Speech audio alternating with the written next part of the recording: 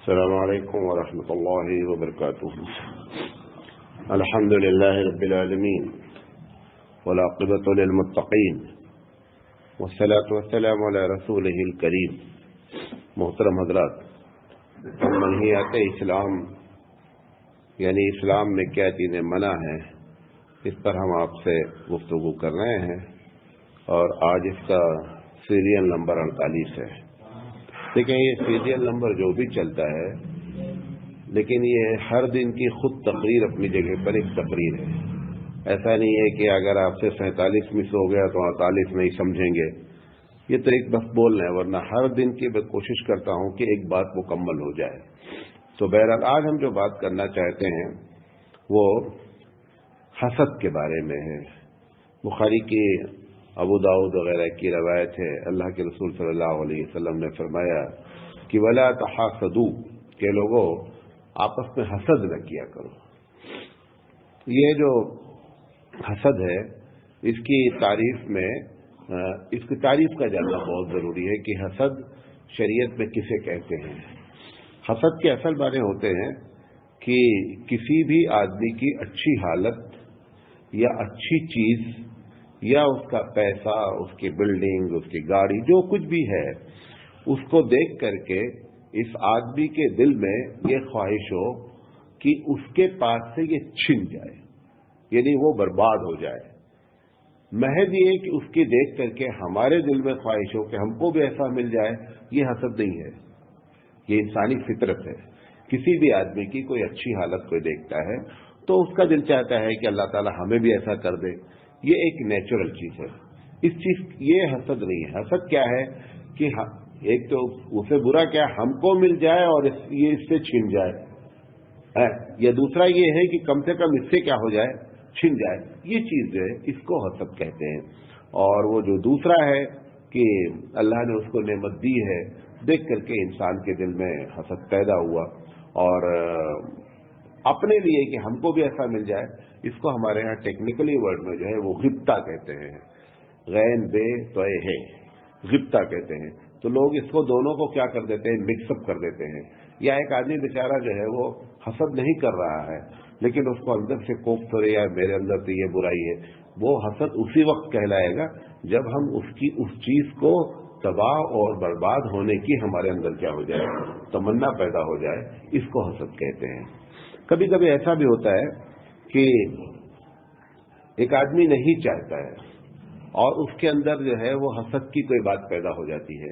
مثال کے طور پر آپ کا بچہ بھی SSLC میں پڑھ رہا ہے، 10ویں میں پڑھ رہا ہے، اور سامنے والا کا بچہ بھی پڑھ رہا ہے۔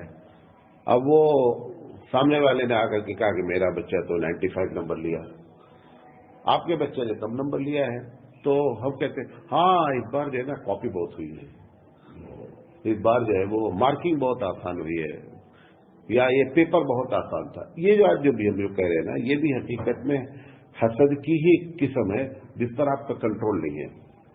آپ نے کوئی ارادہ نہیں کیا ہے یہ جملہ کہنے کے لیے، لیکن اچانک یہ بات کیا ہو گئی ہے۔ گرچہ اچھی چیز یہ بھی نہیں ہے، ہم کو چاہیے تھا کہ ہم اس بچے کے لیے کیا کرتے، اس کو اپریشیٹ کرتے، اس کی سراہنا کرتے کہ ہاں ماشاءاللہ، لیکن یہ کہنے کے بجائے ہم یہ جو جملہ کہہ رہے ہیں نا، یہ بھی حقیقت میں کیا ہے، اندر کی ایک چیز ہے جو نکلتی ہے۔ مولانا ثانی رحمۃ اللہ علیہ نے کہا ہے کہ یہ جو کیفیت ہے کہ جس میں آپ نے کوئی ارادہ نہیں کیا اور یہ جملہ کھٹ سے نکل گیا، کہ جیسے کسی کا گھر آپ نے دیکھا، ہاں ارے رشوت بہت دیتے ہیں، رشوت سے بنا ہوا ہے، تو یہ نہیں حرام مال کا بنا ہوا ہے۔ یہ ساری ایسی کیفیتیں ہو سکتی ہیں جو بغیر ارادے کے ہو جائیں۔ تو مولانا ثانی رحمۃ اللہ نے کہا ہے کہ اگر ایسا آدمی کوئی محسوس کر لے کہ اللہ تعالیٰ میرا تو کوئی ارادہ ہی نہیں تھا، لیکن اچانک اس کی چیز سے ہمارے اندر یہ بات ہو گئی ہے، یا یہ جو میں نے کمنٹ پیش کر دیا، تو مولانا ثانی رحمۃ اللہ نے کہا کہ اگر صحیح معنی میں یہ جانچنا چاہتا ہے کہ میں حاسد ہوں یا نہیں ہوں، تو اس کا طریقہ یہ ہے کہ جیسے میں نے کہا نا اس بچے کے بارے میں کہ میں نے کہہ دیا مارکنگ ایسی ہے، تو اب ہم کو محسوس ہو گیا کہ یار یہ بات تو کہنی نہیں چاہیے تھی، یہ تو غلط ہو گئی۔ تو انہوں نے کہا ہے کہ اگر آپ سمجھ رہے ہیں کہ مجھ سے غلطی ہوئی ہے اور حقیقت میں نہیں چاہ رہا تھا، تو آپ اس کے لیے دعا کریں، اپنی نجی دعا میں اس بندے کے لیے دعا کریں، بچے کے لیے، کہ اللہ تعالیٰ اس دن ایسا ہو گیا، لیکن بچہ تو یقین میں 95% نمبر لیا، بہت بڑی بات ہے، اللہ تعالیٰ اس کو زندگی بھر کامیاب کرے۔ اگر وہ دعا آپ کے اندر سے نکل آئے تو اس کا مطلب حقیقت میں آپ حافظ نہیں ہیں، اور اگر وہ جو دعا زبان سے نہیں نکل رہی ہے تو اس کا مطلب ریئلٹی دوسری ہے۔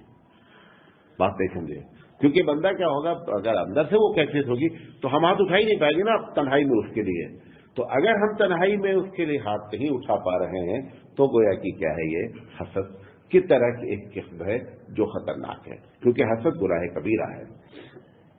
اللہ کے رسول صلی اللہ علیہ وسلم نے فرمایا، ابو داؤد کی روایت ہے کہ انسان جو ہے وہ فإن الحسد یاکل الحسنات کما تاکل النار الحطب، اللہ ابو داؤد کی روایت ہے کہ حسد انسان کی نیکیوں کو ایسے کھا لیتی ہے جیسے آگ لکڑی کو کھا لیتی ہے۔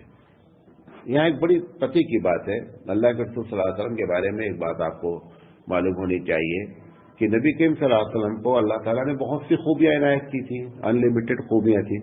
اس میں ایک تھی جو جملے بولتے تھے نا، اس میں بڑی معنویت ہوتی ہے، اس میں بڑی میننگ ہوتی تھی، اور اسی لیے اور بہت چھوٹی چھوٹی باتیں کرتے تھے اور بہت بڑے بڑے ایکسپلینیشن ہوتا تھا۔ حضور نے فرمایا کہ اللہ تعالیٰ نے مجھے جوامع الکلم عطا فرمایا ہے، وہ تو شارٹ میں بات کروں گا لیکن بات کیا ہوگی، مکمل ہوگی اور بڑی معنی خیز ہوگی۔ اب یہ جملہ دیکھنے میں تو لوگ ایسے ترجمہ کر کے اس کو گزر جاتے ہیں کہ حسد جو ہے وہ نیکیوں کو کھا لیتا ہے، جیسے کہ آگ جو ہے وہ لکڑی کو کھا جاتی۔ آگ لکڑی کو کھاتی نہیں، آگ لکڑی کو جلاتی ہے۔ بات، آگ لکڑی کو کھاتی نہیں ہے، آگ لکڑی کو کیا کرتی ہے، جلاتی ہے۔ لیکن اللہ کے رسول صلی اللہ علیہ وسلم نے یہاں پر آگ کو کھانے سے جملہ استعمال کیا۔ مجھے کیا ہے کہ لکڑی بعض چیزوں کو جلاتی ہے اور جلانے کے بعد بھی کام کی رہ جاتی ہے وہ چیز۔ مثال کے طور پر آپ کو معلوم ہے یہ جو کوئلہ بکتا ہے، یہ کوئلہ یا تو ببول کا ہوتا ہے اور یا املی کی لکڑی کا ہوتا ہے۔ املی کی لکڑی کو جلا دیں گے تو جلانے کے بعد پھر ایک دوسرے کام کی چیز تیار ہو جاتی ہے، یعنی جلنے کے باوجود بھی کام کر رہا، لیکن جب کوئی چیز کھا لی جاتی ہے تو کچھ نہیں بچتا ہے۔ تو یہ اگر یہاں پر یہ کہہ دیا جائے کہ جیسے کہ لکڑی آگ کو جلا دیتی ہے تو بھی چانسز ہیں کہ کچھ نیکیاں بچی رہی ہیں، لیکن اگر کھانے کا کانسیپٹ دے دیا گیا تو کچھ نہیں بنا، تو بھس ہو گیا، ختم ہو گیا۔ تو اللہ کے رسول صلی اللہ علیہ وسلم نے اس میں بڑی گہری بات فرمائی کہ نیکی جو حسد جو ہے وہ نیکیوں کو کھا لیتا ہے، جیسے کیا کرتا ہے، جیسے آگ لکڑی کو کھا لیتی ہے تو کچھ بھی نہیں بچتا ہے، یعنی ساری نیکیاں کھا جاتی ہیں۔ اب یہ کھا جانے کا مطلب کیا ہے، یہ بات بھی نوٹ کر لیں۔ دیکھیں قرآن مجید کی جو بھی آیتیں ہوتی ہیں، جس کو ہم اپنے ٹیکنیکل ورڈ میں کہتے ہیں نص صریح، یعنی قرآن نے اگر ایک بات کہہ دی ہے تو اس کے خلاف کوئی بھی آدمی کچھ بات نہیں کر سکتا۔ جیسے قرآن مجید نے کہا کہ سورہ زلزال میں کہ فَمَن يَعْمَلْ مِثْقَالَ ذَرَّةٍ خَيْرًا يَرَهُ وَمَن يَعْمَلْ مِثْقَالَ ذَرَّةٍ شَرًّا يَرَهُ، کہ اگر آپ نے بہت چھوٹی سی نیکی کی ہے تو وہ بھی آپ کے اکاؤنٹ شیٹ میں نظر آئے گی، اور اگر ہم نے بہت چھوٹا سا گناہ کیا ہے وہ بھی اکاؤنٹ شیٹ میں نظر آئے گا۔ اب یہاں پہ کیا کہا جا رہا ہے کہ تمام نیکیاں کیا ہو جاتی ہیں، ختم ہو جاتی ہیں۔ یہ ختم جب کبھی ایسی بات ہوتی ہے کہ اس کی نیکیاں برباد ہو گئی، نیکی کبھی نہیں برباد ہوتی، نوٹ کر لیں۔ ہوتا کیا ہے کہ مائنس پلس کیا جاتا ہے کہ ہم نے حسد کیا کتنا گناہ ملا، ہم نے نیکی کمائی کتنا ثواب ملا۔ اب دونوں کو بیلنس کر کے قیامت میں آپ کے سامنے شیٹ پک کی جائے گی کہ یہ آپ کی نیکی ہے اور یہ آپ کے گناہ ہیں، اب آپ دیکھیں کہاں کھڑے ہیں۔ لیکن وہ نیکی کہ نہیں تمہاری نیکی برباد ہو گئی تو اس کا کوئی ثواب کبھی نہیں ختم ہوتا ہے، نوٹ کر لیں۔ ثواب کو ختم کرنے کی، نیکی کو ختم کرنے کی صرف ایک ہی شکل مومن کی ہوتی ہے کہ مومن ہونے کے بعد، مسلمان ہونے کے بعد بھی وہ مرتد ہو جائے۔ جیسے بندہ مرتد ہوتا ہے اس کی سارے گناہ کیا ہوتے ہیں، ساری نیکیاں کیا ہوتی ہیں، ڈیلیٹ ہو جاتی ہیں۔ کیوں؟ کیونکہ اس کا اپوزٹ بھی ہے کہ جب کوئی آدمی غیر مسلم مسلمان ہو جاتا ہے تو اس کے سارے گناہ بھی کیا ہو جاتے ہیں، ختم ہو جاتے ہیں۔ اس کے علاوہ کسی بھی مومن کا ایک چھوٹا سا کام بھی کبھی بھی جو ہے وہ ریکارڈ سے باہر نہیں ہوتا، ریکارڈ میں رہتا ہے۔ جیسے آپ پیسہ نکالتے ہیں، پیسہ ڈالتے ہیں، ایسا نہیں ہے کہ آپ اے ٹی ایم ڈالیں اور وہ بیلنس شیٹ میں لکھا دیں نہیں کچھ بھی پیسہ نہیں، وہ بتائے گا کہ اتنا نکلا ہے اور اتنا جمع ہوا تھا لہذا بیلنس یہ ٹھہرا جا کر کے. وہ ایسا نہیں کر سکتا ہے کہ نہیں آپ نے کچھ جمع ہی نہیں کیا، ایسا نہیں بولے گا. وہ جمع کیا ہے لیکن نکال لیا ہے زیادہ آپ نے، لہذا آپ کے اکاؤنٹ میں کچھ بچا نہیں ہے، لیکن وہ ضرور شو کرے گا کہ آپ نے ڈالا تھا. ایسے ہی ہم جب نیکی کرتے ہیں تو نیکیاں ہمارے اکاؤنٹ میں ضرور شو ہوں گی، لیکن مائنس پلس ہو کر کے یہ معلوم ہو جائے گا کہ پتہ کہاں. اسی لیے قرآن مجید کہتا ہے سورہ قاریہ میں کہتا ہے کہ فَأَمَّا مَنْ ثَقُلَتْ مَوَازِينُهُ کہ قیامت میں جس کی تولی گئی نیکیاں اور پلڑا بھاری ہو گیا، ادھر کیا رکھا ہوا ہے. بھائی کسی چیز کا جب آپ تولیں گے، ایک طرف اگر کوئی چیز نیکی رکھ دی گئی، دوسری طرف کیا رکھا ہوا ہے. کوئی نہ کوئی چیز ہونی تبھی تو تولا جانے کا کانسیپٹ آئے گا، ورنہ تولے جانے کا کیا معنی ہوگا. تو تولے جانے کا یہی معنی ہے کہ آپ ادھر جو کچھ رکھا ہوا ہے اس کے مقابلے میں آپ نے کیا نیکیاں کی ہیں. تو یہ بات، اس کا مطلب یہی ہے کہ نیکیاں کھا لیتا ہے حسد. مطلب کیا ہے کہ اتنا بڑا گناہ حسد ہو جاتا ہے کہ جب وہ مائنس کرنے پر اور پلس کرنے پر بات آتی ہے، حساب لگایا جاتا ہے تو بندہ زیرو پہ ٹھہر جاتا ہے. یہ مطلب ہوتا ہے. اچھا، دوسری چیز جو بات آپ کو بیان کرنا ہے وہ یہ ہے، اللہ کے رسول صلی اللہ علیہ وسلم نے لعنت کرنے سے منع فرمایا ہے. لعنت کا مطلب کیا ہوتا ہے کہ اللہ کی رحمت سے بندے کو دور کرنا، یا یہ کہنا کہ تو دوزخی ہے، یا یہ کہ بد دعا کر دینا کہ اللہ تعالیٰ کی رحمت سے دور ہو جائے، یا اس پر اللہ تعالیٰ کا غضب ہو. یہ تمام لفظوں میں لعنت کا لفظ استعمال ہوتا ہے. اب لعنت، کچھ لعنتیں ایسی ہیں جو جائز ہیں، کچھ لعنتیں ایسی ہیں جو ناجائز ہیں. جائز لعنت کیا ہے؟ اگر جس پر اللہ نے لعنت بھیجی ہے، جس پر بھی اللہ نے لعنت بھیجی ہے، انہوں نے کہا لعنت اللہ علی الظالمین یا لعنت اللہ علی الکافرین. تو اگر کوئی آدمی ظالم پر لعنت بھیجتا ہے یا کافر پر لعنت بھیجتا ہے تو یہ جائز. لعنت کیا ہے؟ یہ جائز ہے کیونکہ اللہ تعالیٰ نے قرآن کریم میں خود اس کا ذکر فرمایا ہے. اسی طریقے سے کسی خاص گناہ کرنے والے طبقے پر لعنت، خاص گناہ کرنے والے پرسنالٹی پر نہیں. مثال کے طور پر آپ یہ کہتے ہیں کہ اللہ تعالیٰ شرابیوں پر لعنت کرے، اللہ تعالیٰ زانیوں پر لعنت فرمائے.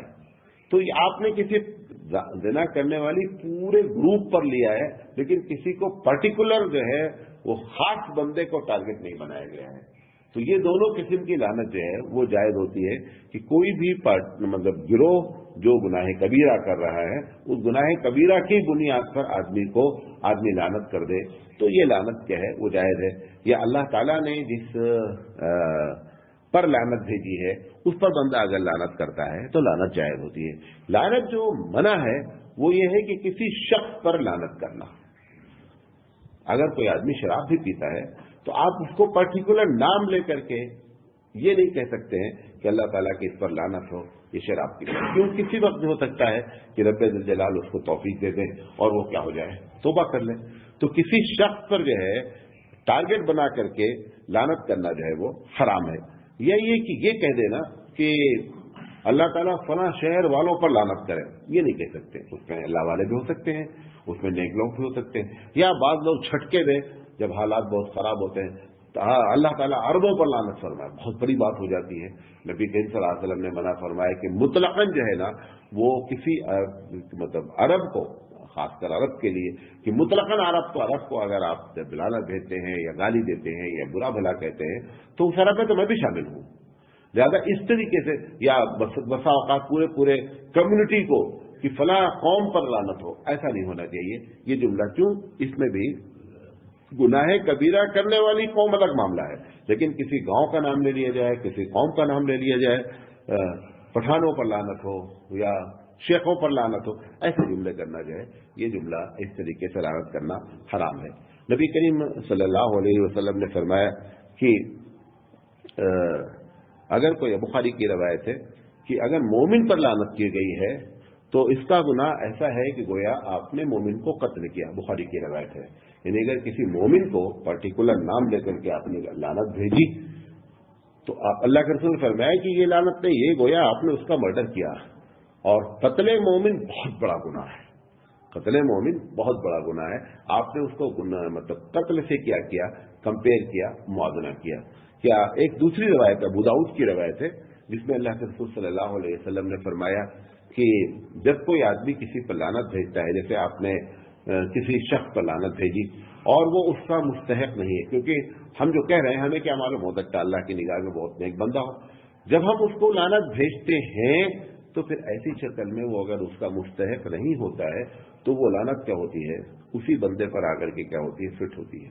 لہذا کسی سے بھی دشمنی ہو تو اس طریقے سے دشمنی نہیں نبھانی چاہیے کہ آپ کسی خاص شخص کو جو ہے وہ اس کی غلطیوں پر یا کسی چیز پر آپ اس کو اس طریقے سے لعنت بھیجیں، یہ بہت بری چیز ہے، مسلم سوسائٹی میں نہیں ہونا چاہیے۔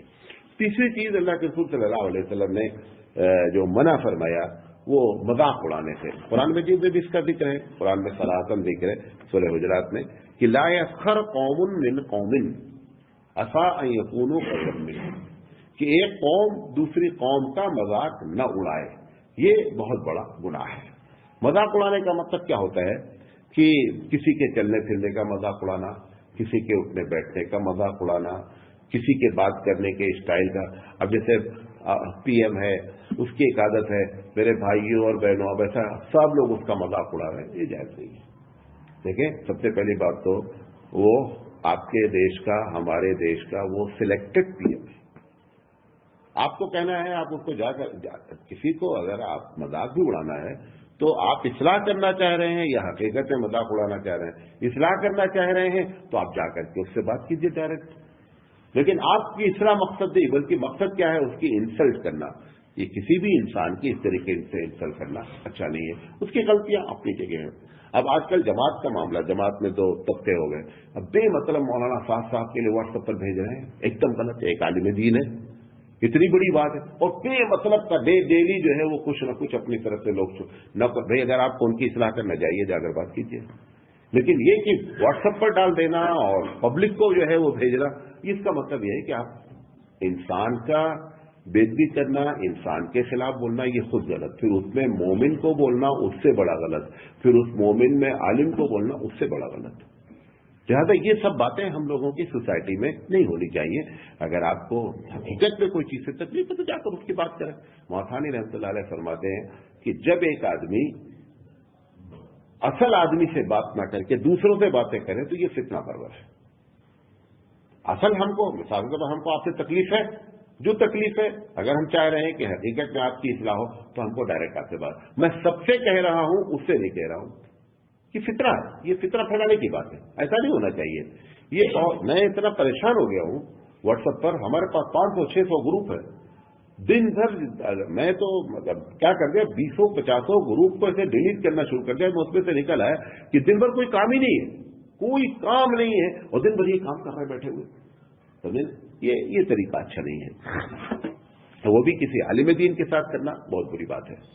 تو اللہ کے رسول صلی اللہ علیہ وسلم یہ قرآن مجید نے کہا لا یسخر قوم من قوم، ایک قوم کسی دوسرے قوم کا مذاق نہ اڑائے۔ تو یہ مذاق چلنا پھرنا اٹھنا بیٹھنا اس کی باتیں، کبھی کبھی کیا ہوتا ہے نا کہ بعض تہذیب والے، بعض کلچر والے، مثال کے طور پر یو پی کے لوگ ہیں تو کرناٹک کی بات تہذیب کا مذاق اڑا رہے ہیں، آپ کیا ایسے ہوتا ہے بھائی، اس کو وہی چیز پسند ہے، تمہیں نہیں پسند نہیں کرو، یہ تم سے کس نے ڈنڈا لے کر کے مار کے کہا کہ تم بھی ویسے ہی کرو، بھائی اس کو وہی چیز پسند ہے، بچپن سے وہ اسی میں کھیلا ہے کودا ہے، اس کو بہت اچھا لگتا ہے، اچھا اور تمہارا جو بات چیز ہے اس کو برا لگتا ہے، تب تم اپنے آپ کو سمجھتے ہو کہ نہیں؟ تو جو چیز اریٹیٹ ایک دوسرے کو کرتی ہے، اگر اریٹیٹ میں واقعی میں کہ ہم کو تکلیف ہو رہی ہے اس وجہ سے کہ وہ چیز غلط ہے، یہ ایک نیچرل چیز ہے، لیکن یہ کہ ہمارے یہاں ایسا نہیں ہے تمہارے یہاں ایسا ہے، یہ جملہ ہی غلط ہے، یہ جملہ بولنا ہی نہیں چاہیے۔ ہمارے یہاں ایسا ہوتا ہے، ہمارے یہاں ایسا ہوتا ہے، ہمارے یہاں آپ کیا کوئی چیز نہیں۔ آپ یہ دیکھیں اسلام میں وہ چیز بری ہے تو چاہے تمہارے یہاں ہوتا ہے چاہے ہمارے یہاں ہوتا ہے برا ہے۔